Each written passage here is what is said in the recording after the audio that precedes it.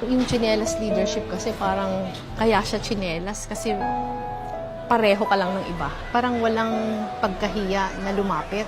Walang pag-aalangan na yung mga pangangailangan nila na idudulog. Iba yung solusyon na binibigay mo pag ikaw mismo nakaramdam ng kanilang pinagdadaanan.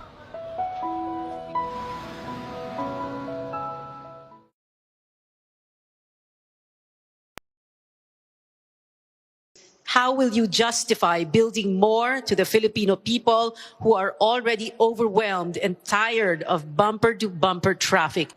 Ako po naniniwala ako, kung pag tinignan kasi natin yung datos, kakaunting percentage lang ng tao yung may sasakyan. Karamihan sa mga tao walang sasakyan at nakikibaka araw-araw sa mass transportation. Kailangan yung gobyerno magbuhos ng maraming pera para sa active transport, para siguraduhin na yung mga kababayan natin meron na sasakyan sa mababang halaga para nakakapunta sila sa kanilang trabaho, nakakauwi sila sa kanilang mga pamilya. Ito pag tinignan natin, parang na-exacerbate pa nitong pandemic yung problema. Ngayong pandemic, nakita natin na walang mass transportation, ang dami sa mga kababayan natin ang natenga. Yung pinakahuling SWS survey, sinasabi na mas maraming Pilipino ngayon ang gusto na magdala ng bisikleta. Pero hindi handa yung mga kalye natin para sa active transport. Marami nang may bisikleta ngayon, marami yung motorsiklo, marami yung mga gustong maglakad, pero hindi handa yung mga kalye natin. Kaya para sa akin, dapat talaga ang gobyerno, ito yung binubuhusan ng pera. Na ang mga tao makakapunta sa mga pupuntahan nila at the least cost, na convenient sa kanila. Hindi naman sila kawawa na nakikipagsiksikan dahil hindi enough yung ating mass transport. Pangalawa, yung infrastructure dapat din magbigay ng maraming emphasis sa rural development. Kaya nagsisiksikan dito lahat. Dahil yung trabaho nandito sa Manila, pero pag mag-invest tayo sa mga kanayunan at may trabaho doon, ang mga tao may enggan yung umuwi sa kanila.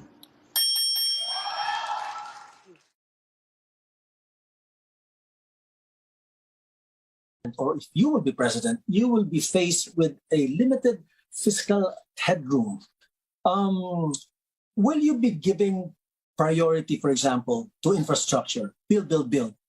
And if so, will you put more emphasis now on PPP?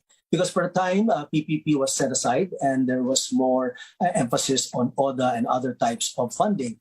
But would you now encourage private sector partnership? Most definitely, Mike. Infrastructure will most definitely remain a priority. But we must ensure that we are building in a strategic, impactful manner and not just building for the sake of saying we're building. And to this end, we'll focus our infrastructure policy on 3 priority areas. The first one of that is water resources management. The second one is public transport and rural development.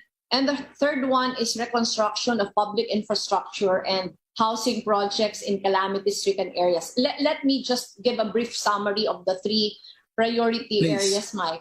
The MWSS has already raised concerns that water levels in the Angat Dam might go below minimum by April. Nakakatakot to. In fact, before the pandemic, nagkaroon na tayo ng problema with water supply.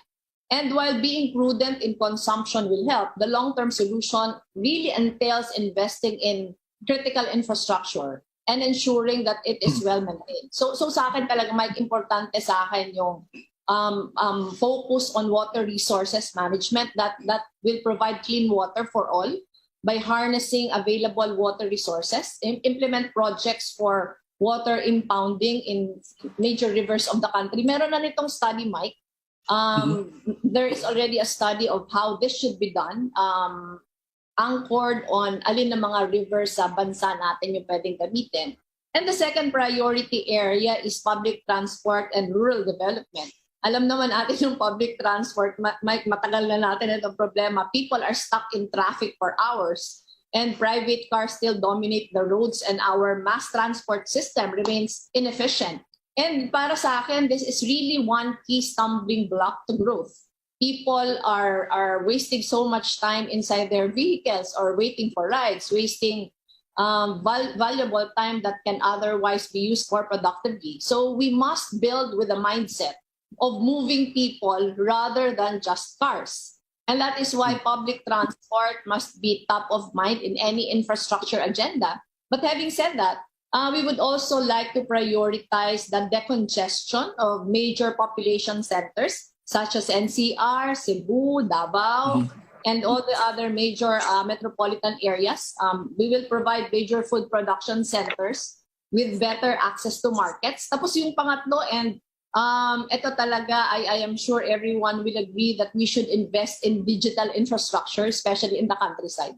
And the third priority area, Mike, yung sabi ko kaninang reconstruction of public infrastructure and housing projects in calamity-stricken areas. Kasi the recent calamities, Typhoon Odette last December and typhoons Kintaroli and Ulysses in 2020, have just brought into sharper, more painful focus the cycle we are stuck in.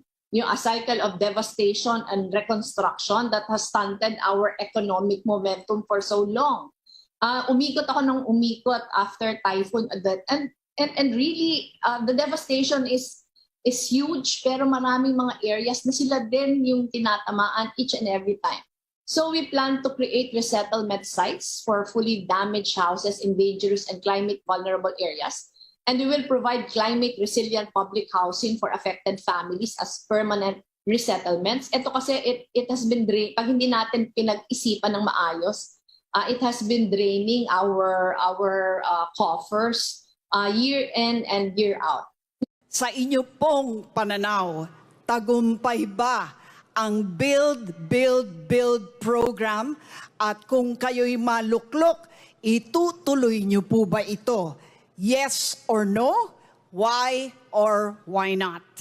Itutuloy po natin yung build, build, build, pero magbibigay po tayo ng emphasis on PPP instead of ODA para hindi na utang. Pero for PPP to succeed, kailangan pong isiguro natin na inayos natin yung pamahalaan para mas maraming investors ang tumiwala na mag-invest sa atin. Ipa-prioritize din po natin 4 na areas. Yung number 1, sisiguruduhin natin na yung infrastructure makakaspur ng rural development.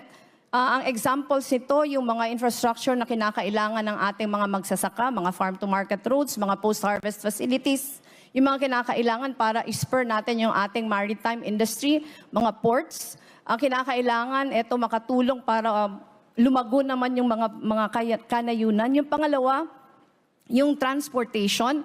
Ang datos nagsasabi na dito sa Metro Manila, 88% ng tao walang sasakyan, 12% lang yung may sasakyan. Pero pag tinignan natin yung budget natin, talagang kulang yung binibigay natin para sa mass transport, bibigyan natin yung halaga.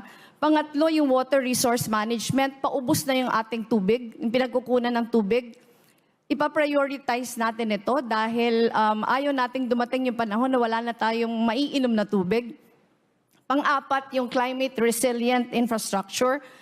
Sisiguraduhin natin na magpabahay tayo, lalo na dun sa mga danger zones. Yung mga seawall para protected yung ating mga kababayan, sisiguraduhin natin.